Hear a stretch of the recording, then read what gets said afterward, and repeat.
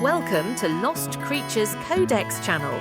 Here are basic infos about several interesting extinct creatures.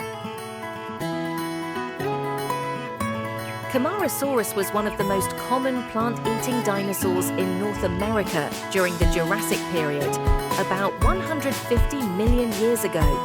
It was a long-necked sauropod, but not as giant as Brachiosaurus or Diplodocus, usually around 15 to 23 meters or 50 to 75 feet long. Camarasaurus had a shorter, sturdier neck and a boxy head with strong teeth, which made it great at chewing tough plants like ferns and conifers. It probably lived in groups and used its size and tail to help protect itself from predators. Cryptoclydus was a graceful marine reptile that lived about 160 million years ago during the Jurassic period.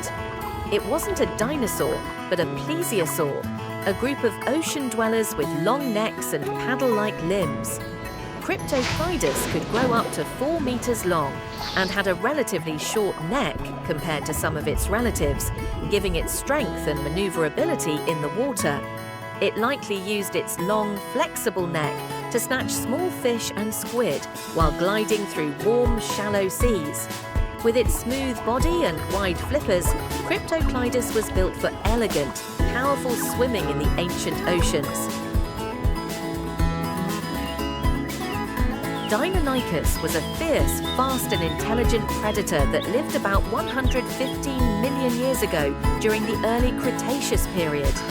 It was about the size of a large dog, but had a long tail for balance and a big, sickle-shaped claw on each foot that it used to grab and slash at prey.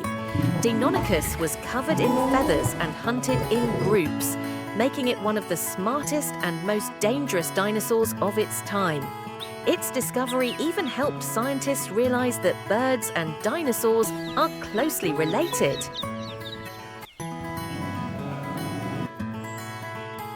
Epidexipteryx was a tiny, feathered dinosaur that lived about 160 million years ago in what is now China. It was about the size of a pigeon and is famous for its long, ribbon-like tail feathers, some of the earliest examples of ornamental feathers in dinosaurs. Unlike modern birds, it couldn't fly, but those feathers were likely used for display to attract mates or scare rivals. Epidexipteryx had sharp claws and teeth, suggesting it was a quick, tree-dwelling hunter that probably fed on insects and small animals in its forest home. Gomphotheres were ancient relatives of modern elephants that lived from about 12 million to just 10,000 years ago. They looked a lot like elephants but had 4 tusks instead of 2, a pair on the upper jaw and another smaller pair on the lower jaw. Some species had long, shovel-like lower tusks that they may have used to dig up plants or strip bark. Gomphotheres were widespread, living in Africa, Asia, Europe and the Americas, and they thrived in forests and grasslands. These gentle giants could grow as big as modern elephants and were among the last proboscideans, or elephant relatives, to disappear, likely due to climate change and early human hunting at the end of the Ice Age.